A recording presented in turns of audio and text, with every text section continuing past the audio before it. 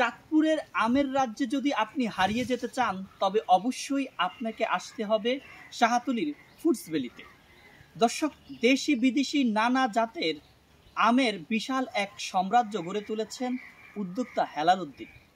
আমরা পুরো বাগানটাই আপনাদের ঘুরে দেখাবো এমন নানা জাতের নানা ধরনের ব্যতিক্রম সব আম। চাঁদপুরের এক টুকরো আমের রাজ্য। এই বাগানের প্রতিটি ফল যেন এক একটি অতিথি, যারা এসেছে মাটি আর ভালোবাসার টানে।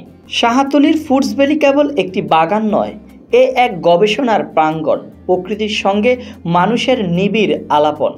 প্রিয় দর্শক, চাঁদপুর জেলার ৪ নং শাহ মাহমুদপুর ইউনিয়নের শাহতলীতে অবস্থিত ফুডস ভ্যালি এখন আমের রাজ্যে পরিণত হয়েছে, যা দেখতে দূর থেকে অসংখ্য মানুষ ছুটে আসছে।